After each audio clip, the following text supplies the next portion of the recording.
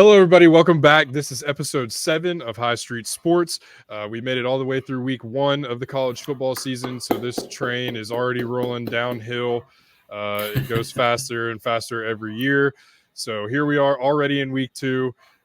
Week 1 was an interesting one. Saw a lot of things happen that some people thought were going to. A lot of things happened that a lot of people didn't see coming. So we're back in it. It is once again the best time of year, the most unpredictable time of year, and we're here for it all. John Ross, what's going on, man? What's up, buddy?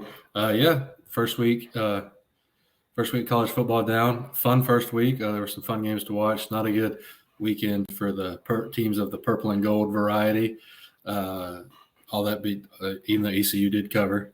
So that's a win. They did. Yes. Yeah. Fun week. Got to see Coach Prime kind of come out, like we talked about last week, come out firing and get the big win at TCU. But yeah, looking forward to this next week. Got a couple ranked games this week. So yeah, let's get into it. Yeah, there should be some pretty good football on this week. We're going to do this kind of basically the same way we did last week's, run through the top 25. We'll show the reflection in the new top 25 rankings. We'll talk about some of the games and, look ahead, as we said, to a full week 2 schedule of college football. So we'll jump right into it. Number 25, Clemson, tumbles in the polls quite a ways. They start this week at home against Charleston Southern. Dabo and the boys got smacked in the mouth a little bit last week.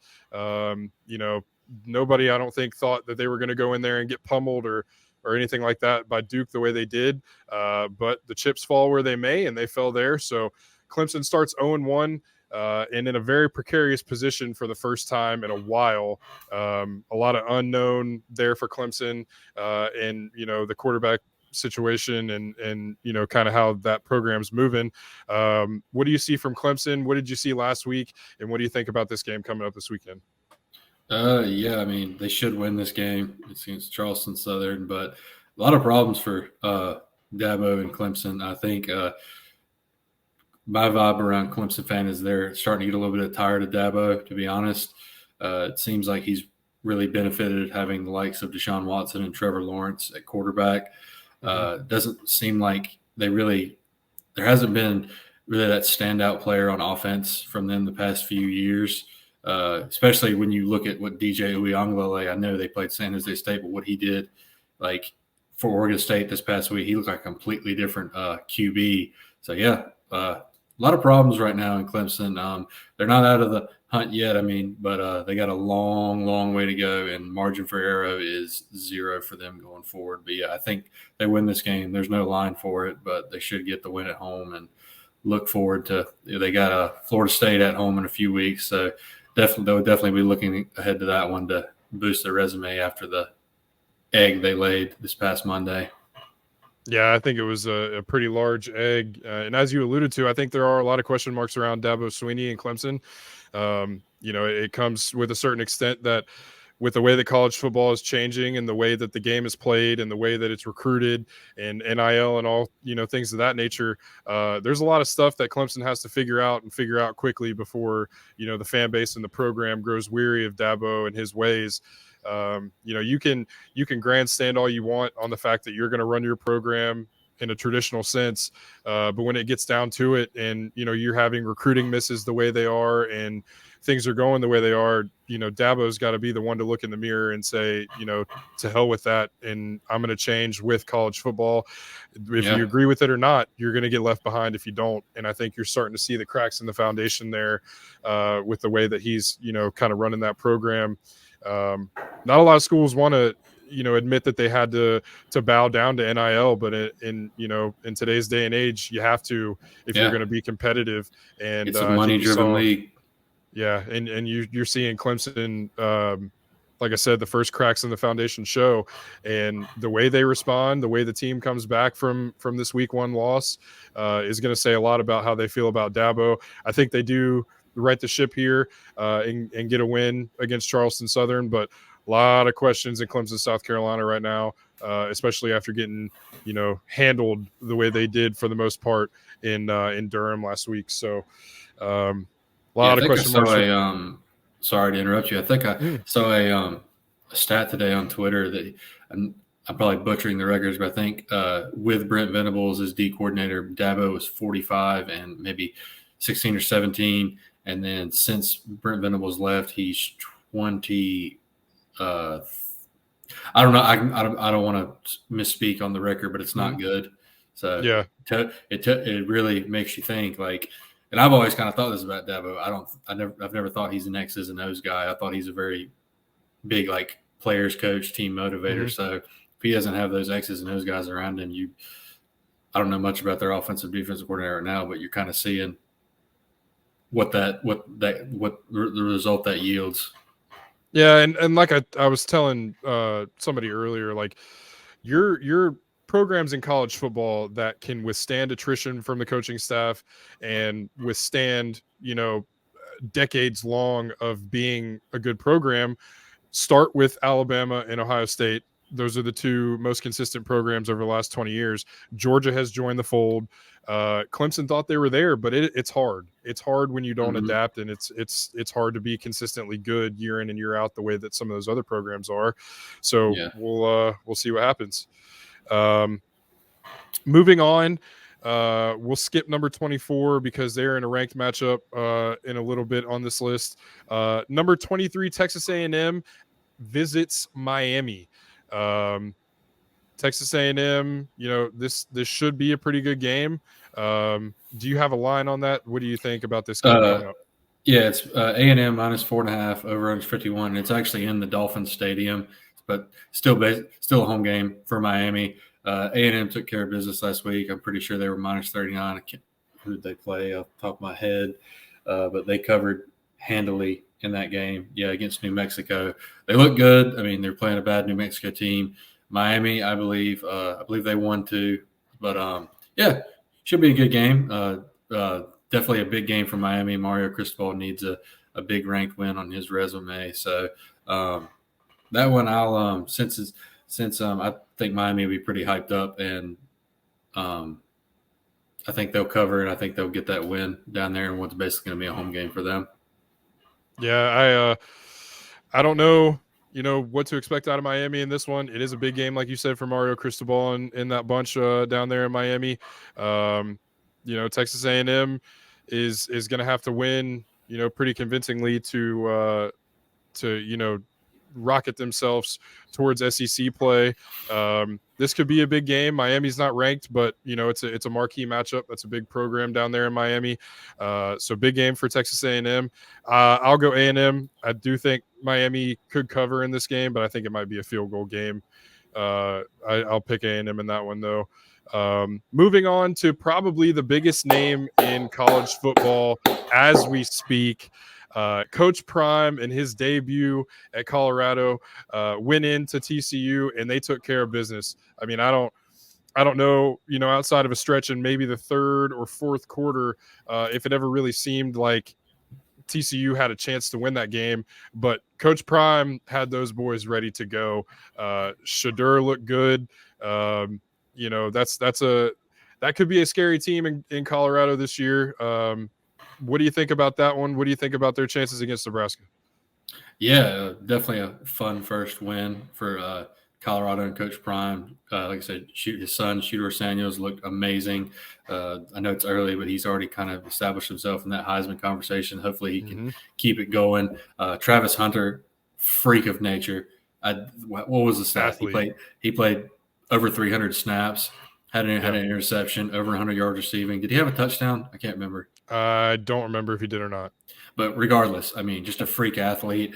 It'll be interesting to see. I think with Prime as his coach, Prime will let him play both positions as long as he wants him to, wants to.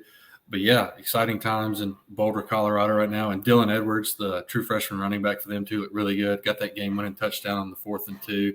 But yeah, it's -3 Colorado, which in my opinion, that's disrespectful. I agree, 100%. Their home opener. We're going to ride the Matt Rule hate train. Nebraska looked awful their first week against Minnesota in that loss. I'm pretty sure at one point I looked at the play, but the scoring or the drive by drive. I think it was punt, field goal, punt. -3, Colorado. Take that any day of the week right now. I'll even take the over 59.5. I think Colorado will get a big chunk of that in their home opener and blow the Cornhuskers out. Yeah, I don't think there's any more that needs to be said about that. I think that line is very much disrespectful to Colorado, given how they played last week and how Nebraska played last week. You're right. Nebraska looks horrible. I don't think there's any end in sight for the suffering in Lincoln. Yeah, I got And Colorado. Prime, I don't know if you saw his post game. He had all the comments yeah. of people of the offseason who talked down on him. You bet your ass he's looked at that -3 and he's got that spray painted everywhere in the locker room. I don't think there's much that Prime misses, especially, and it's not to say they definitely don't need any motivation. The entire offseason was motivation. Everything. I mean, you saw him get on that reporter. He keeps receipts and he knows what people are saying and he knows the pulse of his program and what the perception of the program is in the public. And no, I think Colorado's on a mission this year. They're not waiting until next year to get going. They want to get going now. And they're going to make a push at it. And those poor Cornhuskers have to be in the way of this in week 2. So yeah, we got I'd be nervous if I was TCU, that long conversation Prime had, but I think his last name was Newton on TCU. I wouldn't want Prime talking to any of my players, dude. Absolutely not. But yeah, we'll get into more teams from the Pac-12, but this is the last year for Pac-12, man. They are going out with a bang. It's going to be they are. It's going to be a very fun year for that. I hate that a lot of the games are going to be on really late at night where we can't catch them, but it's going to be really, really fun last year for the Pac-12. But yeah, Colorado big, Buffs 5 million. Buffs big. Yeah, -3 is crazy. Moving on. A team that's newly ranked after a big week 1 win. The number 21 Duke Blue Devils take on Lafayette. I think, there can't be enough said about Duke in the way they played on Monday. They played like a team that, knew they were doubted in that game, knew that nobody really gave them much of a chance. But Duke came out and handled their business in week 1, and I look for Duke to do the same thing in week 2. Oh, yeah. No line for this one, but Duke should win handily. They look really good first week. Defense, like I talked about them in the preview in week 1, seems like they're still a pretty solid group with all their starters back. I know Clemson did drive the ball a few times, but Duke either got a turnover or Clemson did something stupid. But regardless, and then Riley Leonard, quarterback for Duke, looked really, really good too. That one run he had, I looked like I was watching 2010 Cam Newton there for a second, the way he housed that. But yeah, Duke big in this. I saw a video today, of Riley Leonard from high school basketball. Dude is an athlete. Yeah. I got Devils big in this one. Build momentum. Start 2-0. Could be this year's surprise team in the Power 5. Who knows?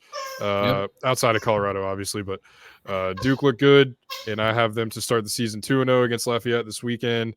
Moving on, number 20, Ole Miss takes on number 24, Tulane.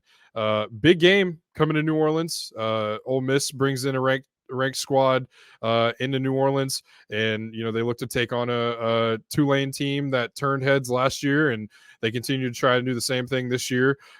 Big game for Tulane. Who do you got here in this matchup?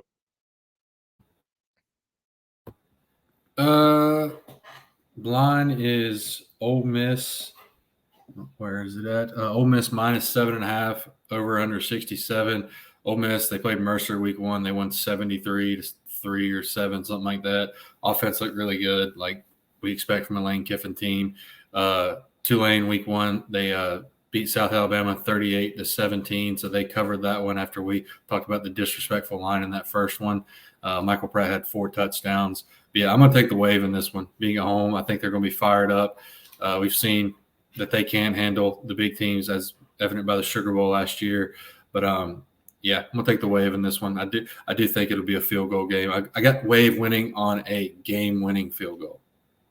That's interesting. That's a big pick. And like you said, you expect a lot of points out of a Lane Kiffin offense. I think this one could turn into a shootout, like you said.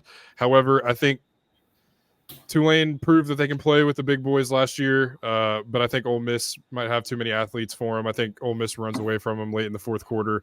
I think it could be a touchdown or a 10-point game, but I have Ole Miss going into New Orleans and beating Tulane. Nothing to take away from Tulane, though. I think they'll have a great season. But I think Ole Miss might be a little bit too much for them. So moving on, number 19, Wisconsin goes to Washington State in a night game on ABC.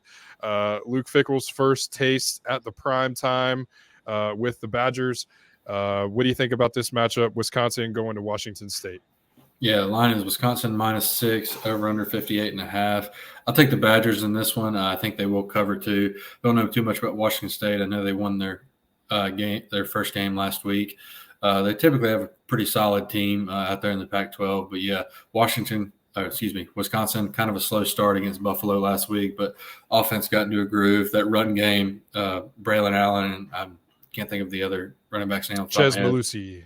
Yep, they both had over 100 yards. Tanner Mordecai looks getting used to the offense that Luke Fickell's going to run, the air raid. But yeah, I'll take Wisconsin to cover that one.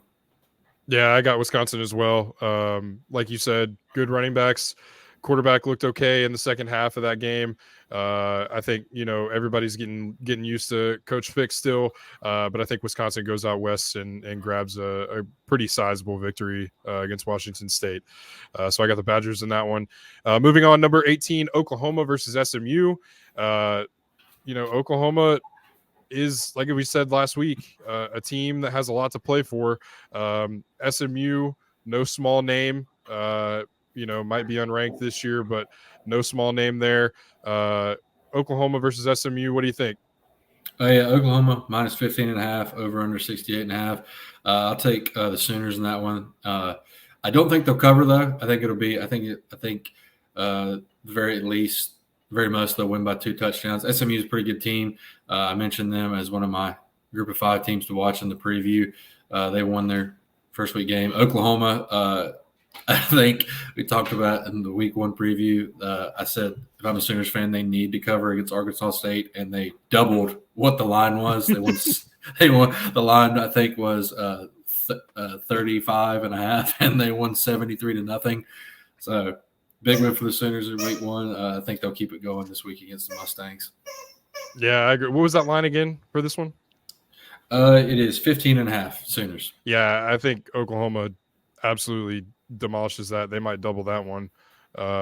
Oklahoma big in this one. I think, at home, they take care of business in Norman and beat SMU. Oh, I had it wrong. Oh, it's in Norman. Never mind. I lied. That Oklahoma will cover. Yeah, Oklahoma's going to cover by a bunch. In Norman, 6:00 game. So their fans will be all good and sauced up and ready to go for that one. And it'll be a big win for Oklahoma. Moving on, this is a team that we said to watch out for. This is a team that has a legitimate Heisman Trophy candidate, if not front runner right now. North Carolina gets a pretty big win against South Carolina in week 1. They play Appalachian State. It's a 5:15 game in Chapel Hill. What do you think about that one? I think North Carolina wins big. Oh, yeah. Heels -18, over under 58. I'll take Carolina to cover that one, and I'll take the over in that one too. App State, they won their first game. This may be a down year to their standards. Mm-hmm. But yeah, Carolina looked really good week 1. Drake May obviously did what Drake May does. But the biggest thing from that first game was the defense. 8 I agree, sacks. 100%. After last year, how the defense couldn't stop anyone. It seems like they were in Spencer Rattler's face all day. Running backs look good for Carolina. They got Drake May, heels, big. Yeah, I agree. Drake May showed exactly what we talked about in the preview, and showed the country that he is, like I said, a legit Heisman guy. I think they'll ride that Drake May wave as long as it'll take them. And I think Carolina wins big this week. Like you said, App kind of in a down year to their standards. It's usually a very good football team up in Boone, but Carolina seems to be on a mission this year, and the ACC with Clemson looking the way they do, the ACC seems to be pretty open. Once you get past Florida State and things like that. So Carolina could make a run, and this could be the start of it. Heels big in this one. Yeah, if that Moving on. defensive performance was real and offensive line can protect Drake, he doesn't really – you don't really need big-name weapons for him. So Carolina could have a special season if the defense keeps playing like it did and Drake stays on his feet. And that's what they've been waiting for in Chapel Hill for a long time, was a competent defense to go with some of the high-powered offense that they've had in years. And, like you said, if they can put those two sides of the ball together, that could be a pretty dangerous team in Chapel Hill in what seems to be an ACC that's, like I said, up for grabs. So, we'll see what happens there in the rest of the season. Moving on, number 16, Oregon State faces UC Davis. This is a Pac-12 after dark game here on this side of the country. What do you think about Oregon State versus UC Davis? Yeah, Beaver's big in this one. They probably there's no line for it. DJ Uiagalelei looked like I said earlier, a new quarterback out there. He had 5 total touchdowns. I think he'll have that again, maybe even more in this game. So yeah, Beaver's big. Yeah, Beav's big. Don't know anything about UC Davis. So anyways, moving on. Number 15, Kansas State versus Troy. Like we said in the preview, Kansas State, defending Big 12 champion. They take care of business in week 1. Moving on to week 2 against Troy. Is there a line? Do we even need to say anything else about this game? It's minus 16.5 Kansas State. Troy was one of the group of 5 teams I talked about in the preview. They got a pretty good team. They beat UTSA in their bowl game last year, but yeah, I don't think they're going to win this one at Kansas State. Kansas State minus 16.5. I think they cover that. I agree. Kansas State big in this one. Moving on, a team that, really kind of another egg that was laid in that game last week against Florida State. Some issue I felt with the quarterback position. A little bit of, timid might not be the right word, but something that just kind of looked disjointed with the LSU offense. LSU comes off of, a pretty upsetting week 1 performance. They face Grambling at home. Give us your thoughts a little bit on the Tigers. Yeah, I'll just start off by saying LSU should blow Grambling out.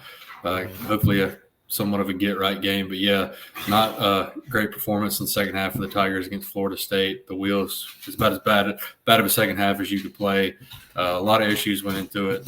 Like we talked about in the preview, the biggest issue was the secondary. A lot of worries about that, and that came to light in the second half. They couldn't cover anyone, especially Keon Coleman had 122 yards and 3 touchdowns. They couldn't get home on Jordan Travis. They had some good push on the defensive line, but no one could get a hand on him. Nope. Jaden Daniels was the only one who seemed to run the ball. None of the running backs did anything.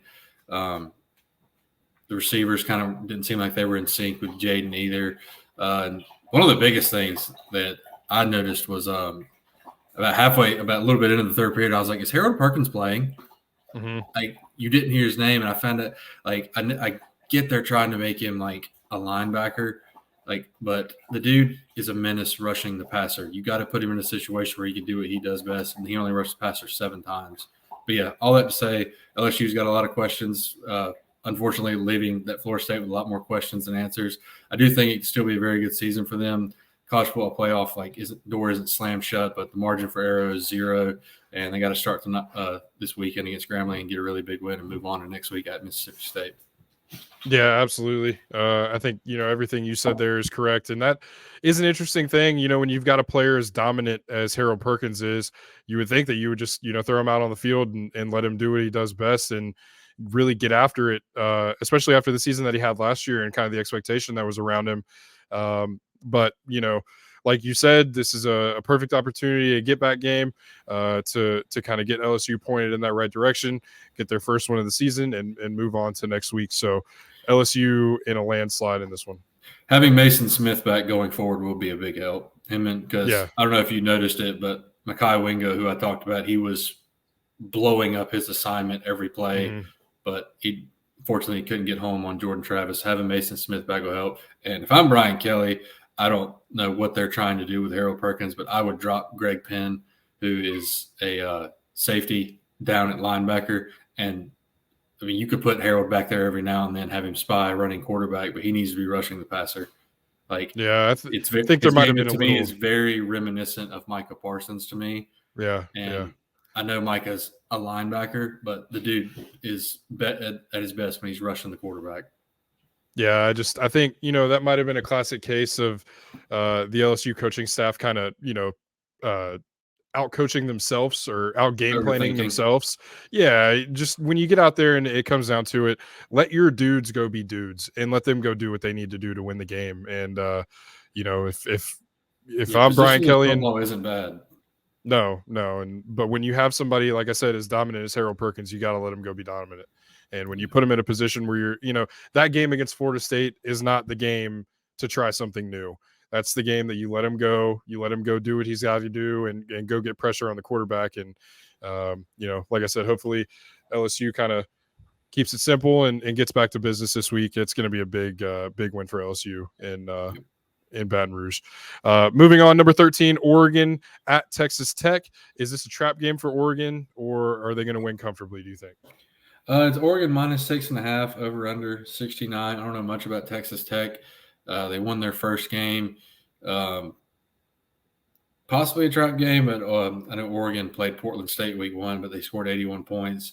The team looked good. I think Oregon wins this one and they cover. Yeah, I agree. I don't know if it'll be 81. That was quite an impressive offensive display in week 1, but I think Oregon wins this one pretty big and gets away 2-0. Moving on, number 12, Utah at Baylor. Utah was a team. Now we can talk about Florida all we want and their shortcomings or whatever the case is. Utah is a team that looks to be, one of those players in the Pac-12 once again, and they look pretty strong, especially without Cam Rising. And you think that when you add him back into the fold, who knows what's going to happen there and how good that offense can be.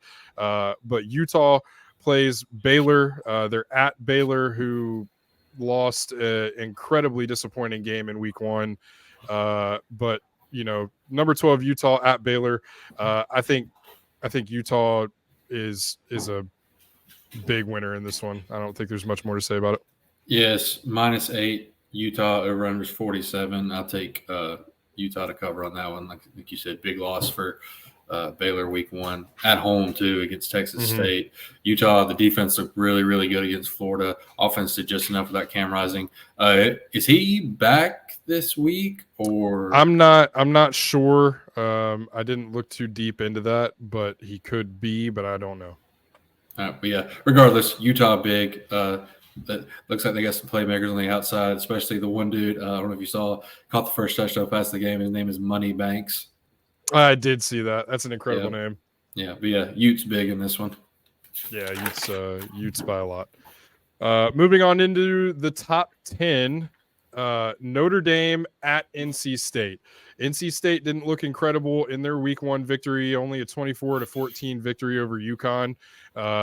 And Notre Dame, again, last week, Sam Hartman and those boys, look to be pretty good. So Notre Dame goes into Raleigh looking to start 2-0. Can State, derail that plan? Yeah, it's Notre Dame minus 7.5, over under 51.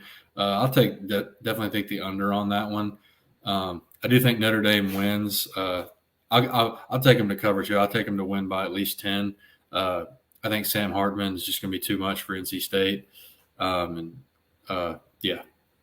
Should be a big win for Notre Dame. This definitely seems like a game in the past without a quarterback they would limp through and maybe pull out a win. But no, I think they'll have a big game in this one and leave Raleigh with a win. Yeah, I think NC State's defense might be able to do enough to keep it close into that 10-point, 11-point margin that you're talking about with Notre Dame covering. I think NC State can do enough to muck it up a little bit, but I think Notre Dame, Sam Hartman's familiar with NC State. He's played them a time or two, so I definitely think that with that knowledge and things like that, I think Notre Dame comes in here and wins by, I'd say at least 13 or 14. So Notre Dame big in Raleigh. Kind of bit medium in Raleigh. Moving on, number 9, Tennessee versus Austin Peay. Who cares? Vols by a lot. Yeah, Tennessee. a lot. Yeah, And what yeah, I don't know if you saw, it is pretty amazing how effortless Joe Milton throws a deep ball. yeah. The dude might have. The dude threw a 60-yard pass and barely, like, it looked like he's like exerted minimal energy, and the receiver Yeah, dropped it too. yeah. He's got an actual rocket launcher attached to his arm, which is kind of crazy. There was a video that I saw of him in warmups allegedly throwing the ball 93 yards. I don't know if that was real or not, but that's a long way to throw that football. Um, so yeah, I think Tennessee big in that one. Not even a conversation. Moving on, number 8 Washington versus Tulsa. Um, again, I don't know much about Tulsa. Do you have a line on this game, and what do you think? Huskies minus 35, and I think they will cover that. They looked really impressive week one. I watched a good bit of that game. Um, and I'll tell you what, if you ever get a chance this year, watch Washington. It is a Mm-hmm. show. Like Mm-hmm. you talked about it in the preview, those receivers, Rome O'Dunes, uh, the McMillan kid, like I think all of them had at least 80 yards receiving and a touchdown. Michael Penix Jr. was just spraying the ball everywhere. And they beat a really good Boise State team too, 56-19. So watch out for the Huskies this year. Dark horse college football playoff team. Another, like we talked about, Pac-12 is loaded this year in their last year. So yeah, Huskies massive in this one against the Yeah, Golden Hurricane. yeah. Washington's athleted on Saturday, and you could definitely tell. And like you said, Michael Penix was just out there hucking that thing around. Washington does look good. They look like a legitimate top 10 team, and like you said, a pretty loaded Pac-12 conference in their last year. So yeah, Washington huge in this game. Don't see Tulsa giving them much of a fight at all. So moving right along into another absolute barn burner of a game. Number 7 Penn State at home versus Delaware. 12 o'clock on the Peacocks. Penn State by a lot. Oh yeah, no line for this one. Penn State should win very handily. Drew Aller looked really good week one. Seems like Penn State kind of slept walk through the first little bit of the game, but found their footing. And yeah, they look good. The defense looked good. That cornerback they got, Kalen King, and the edge they got, Chop Robinson, they all look good. So yeah, Yeah, it's Tanny Lions big in this one. yeah, whatever a Nittany Lion is, I think they will roll over Delaware in this one. So Penn State will start 2-0. So moving on, number 6 USC versus Stanford in an early Pac-12 matchup. USC, looked pretty good last week. They get a win in week one, and they move on for Stanford. Is there a line in this game? Trojans minus 29. I think they cover that. USC is really good. They have the best quarterback in the country as of right now in Caleb Williams. Yeah, looking forward to when we get into the meat of the Pac-12 schedule. I think Colorado USC is in 2 weeks, so that's game's going to be a lot more exciting. If it wasn't already, a lot more exciting now. But yeah, Trojans big in this one. Yeah, Trojans big. Like you said, Caleb Williams looks, like himself. They had a really big, showing in week one in playing a Stanford team that really has not been, much of anything to speak about for the last couple of years. Yeah, Trojans big in this one. And I think they, take care of business there. Moving on, number 5, Ohio State takes on Youngstown State. The Penguins come to Columbus for the first time in 6 or 7 years or so. It's a big game for the Buckeyes to bounce back and look like the Buckeyes again. A lot of talk about how, they played in week one, the way the offensive line looked, the way some of the receivers looked. If you want my full thoughts on Ohio State, you can go back and watch episode 6 of High Street Sports. But I think, Ohio State has a chance to move on from last week. And, there's no excuses for the way they played. They should have blown Indiana out. But, Ohio State played a road Big Ten opponent to start off with, which, there could be something to say for that. But Ohio State has a chance to get back on the wagon and look like Ohio State. There's going to be some, question about how Ryan Day handles this quarterback thing going forward still. Devin Brown got 3 snaps when it was meaningful in that game last week. But I think, there's a lot to be said with the way that Kyle McCord handled himself and played in that game as well. So Ohio State, I think, rebounds, what's the line if there is one in this one? There's not one, but if there Yeah, was, so. Ohio State would probably meet it. Yeah, I think they'll blow. What's their mascot? The Penguins. Yeah, Penguins. Yep. Yep, I think they'll blow the Penguins out this week. I'm sure both quarterbacks are going to play. But yeah, I have seen stuff where a lot of Ohio State fans, you may be one of them, I thought Ryan Day was way too conservative last week with Kyle McCord because, like you said in the preview, he's more of a pocket passer and he can sling it. So I think they what is it, this week, next week, and then y'all play Notre Dame? Yeah, so it's 2 weeks until Notre Dame. Yeah, I think you really need to get comfortable with someone. Like, I would go as far as to say, I know it's Youngstown State, but this game, you really need to get comfortable with somebody because you need to establish chemistry with the receivers and everything. But yeah, other than that, defense looked really good in week 1. Yeah, defense looked incredible. I mean, that's exactly what you wanted from the DBs. Indiana did come out and run a triple option, which I don't think anybody saw coming, which was very strange to watch. But, the defensive line looked okay. The defensive tackles looked really good. Michael Hall Jr. is a name that you're going to want to watch out for, and the whole country is going to end up knowing by the end of this year. Dude is an absolute game wrecker. Can basically, get in the backfield whenever he wants. He's a big, strong kid who, played well on Saturday. The defensive ends need to play a little bit better, but the corners showed improvement. The safety showed improvement. And Sonny Styles was a name that I brought up last week that, he played as advertised. He was in the backfield. He was in coverage. He was everywhere. So, there's a lot of question marks for Ohio State on offense, but I think the defense played really well, and I think they right the ship and look good this weekend. And going Denzel Ward looked good too. Yeah, Denzel's a guy who, as soon as he got healthy, you knew he was going to get back to where he was. He's a cocky guy when he needs to be. He's very confident in his ability. He had a really good freshman season and then played half of last year in a club. So he's a guy that was frustrated by his injury, situation last year. But I think, this year he's healthy and he's ready to go out there and make plays and show that he's a top corner in the country. So yeah, Ohio State big in their return to the horseshoe. So we'll move on from that one. Number 4, Florida State versus Southern Miss. Noles big. They looked really good last week.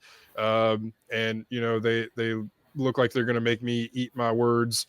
So Noles big in this one, 8:30 game on the ACC network. Yeah, Florida State minus 30.5. I think they cover that.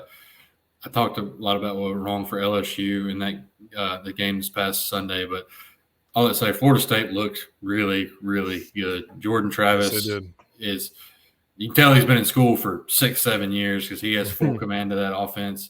The receivers look good. Johnny Wilson, Keon Coleman. The defense looked really, really good. So, yeah, Florida State, it seems like Florida State might be back, but long way to go. Yeah, regardless, Noles big in this one. Yeah, it's a situation. They look confident. I mean, that whole team looks confident, and Mike Norvell seems to be hitting the right buttons with that group down there in Tallahassee. So, yeah, Noles big in this one. Not much to talk about here, but good showing in week 1 for Florida State. Moving on to the most compelling matchup of the weekend. This is a big one that a lot of people had circled. Number 3, Alabama versus number 11, Texas. You mentioned maybe Florida State's back, but here's an age-old question. Is Texas back? We might find out after this Saturday. Yeah, I agree. What's the line here, and what do you think? Bama minus 7, over under 53.5. I take the under on that one. I think be a little bit of a rock fight in this one at the beginning. Maybe low 20s, mid to low 20s scoring game. Yeah, both teams blew out their opponent in week 1 as they were supposed to. Bama played Middle Tennessee State. Texas played Rice. Jalen Milroe got the start for Bama. Looked really good against a lesser opponent. I saw a picture of him, and for a second I thought they re-enrolled Derrick Henry back at Bama. The dude is huge. He's a massive. But yeah, the biggest question for him is in the passing game, he can run the ball, but he had less than 200 yards passing. Texas, Quinn Ewers looked really good. He's got a lot of receivers to throw through. Their defense looked good. But I'm going to take the Horns in this one. I think they get a big win in Tuscaloosa. I'll go Texas 24-20. And I think even though I'm scared with Sark coaching the Horns and the age-old battle between Saban and his former assistants, doesn't usually go good for the former assistants. But, yeah, I think Texas gets a really big win in Tuscaloosa, takes advantage of Bama's I know Milroe looked good, but I think there's still a big question mark at quarterback. I think Quinn Ewers has a big game. Defense has a big game. And, yeah, Horns. Yeah, I agree with you. In a situation where obviously, Alabama's going to have, talent basically everywhere on the field. What this game comes down to is the quarterback play. And, just like you said, Quinn Ewers looked good last week, and Texas has a lot of athletes around him. So I'm gonna go with you there. I'm gonna pick Texas. I'm gonna go a little bit higher scoring though. I'm gonna go Texas 31. Alabama 20. So I think Texas puts on a little bit more of an offensive show than people might think. Quinn Ewers is good, and he's a confident dude, and he plays with fire. And everybody, when they play Alabama, they circle that game. So I'm going to go in a battle of the quarterback position here. I'm going to go with Quinn Ewers. I think Texas pulls this one out in Tuscaloosa. Huge win for Texas on the way to being back. Not yet, but on the way if you can knock this one out. So that's the biggest game of the week there. Moving up, number 2, Michigan versus UNLV. I'm going to be honest with you. Michigan left a lot on the table against ECU. I wasn't necessarily impressed with the way that Michigan played. Wasn't really impressed with the way that Blake Corum ran the ball. So I think all things considered, you expect a little bit more out of Michigan in that situation against ECU last week. Did not cover in that game, as we talked about earlier. But I think, Michigan, who knows what they'll get this week. I thought they had an absolutely, utterly ridiculous tribute to a man that was suspended by the university's own accord. Whether you agree with it or not, the dude broke a rule and lied about it, so he deserves to be suspended. That whole free Harbaugh thing is very strange. I don't really understand it. But anyways, I think Michigan covers. They'll beat UNLV. Yeah, Michigan minus 36.5. They'll blow UNLV out. Yeah, good teams win, great teams cover. Go Pirates. Moving on from the snooze fest that nobody cares about into another snooze fest that nobody cares about. Number 1, Georgia versus Ball State. Don't care. Dogs by a lot. Yeah, whatever. Minus 42, Georgia. Over under 52. They'll cover that. I do take the under, though, because I don't think Georgia will score 52, and I don't think Ball State's going to score. Yeah, I don't even have very many thoughts on this game. Yeah, we won't. Yeah, the Georgia previews will be kind of a snooze fest for a while on this pod. yeah, they will. Not much to talk about here. But anyways, so that wraps it up for the top 25. What do you have in the way of group of 5 games, or just anything outside of the top 25 that we should look out for this weekend? Kansas and Illinois. That could be a good game. Illinois had one of the best defenses in the country last year. They still have a pretty good defense this year. Kansas, they got Jalen Daniels, who was electric last year in Kansas's first good football season, and maybe since I've been alive. We've both been alive. Yeah, that could be a good one. You got Vanderbilt and Wake Forest in the battle of the Waspy fans. And then ECU, my Pirates, they have their home opener against Marshall. Minus 3.5 dog. I do think ECU gets the win at home. Hopefully we can settle on a quarterback. I didn't like how we flip-flopped back and forth between quarterbacks against Michigan. Defense looked really good, though. I know people say Blake Corum and Donovan Edwards struggled, but ECU's defensive line did a really good job of holding them. So, I think the Pirates get the win in their home opener. Yeah, I agree. I thought ECU's defense, especially on that first drive for Michigan where they stuffed them, they looked like they had some will on that defense. So, yeah, I like where hopefully ECU can get that win at home and get to 1-1 and propel themselves towards their conference schedule and get on the right track for Coach Houston and them. So, Roll Pirates there. So, well, buddy, if that's all we got for week 2, do you have anything else to add? No, looking forward to hopefully a little bit. Got 2 ranked games this week, so hopefully we continue getting better on the schedule as we usually do every year. But yeah, excited for this college football season. Hopefully the teams in the purple and gold can start doing a little bit better and the Buckeyes keep rolling. But yeah. Yeah, absolutely. All right, guys. So that was your week 2 of the college football season preview of the top 25 and beyond. Thank you guys again for joining us here on High Street Sports. Remember, go over to the YouTube, subscribe first if you haven't already. Don't miss what we have coming here. I think, as the season goes and we kind of get our footing, we're going to, have a lot of good stuff coming. Some live streams that I think we want to get going and get you guys in here and interacting with. Make sure you subscribe, like, comment on the videos, tell us what you think, tell us what you want to see, and give us your thoughts, questions, anything. We're open to it all. Criticism, just keep it, what I'm saying, keep it nice and in line here. But yeah, we'll see you next time. This was another episode of High Street Sports.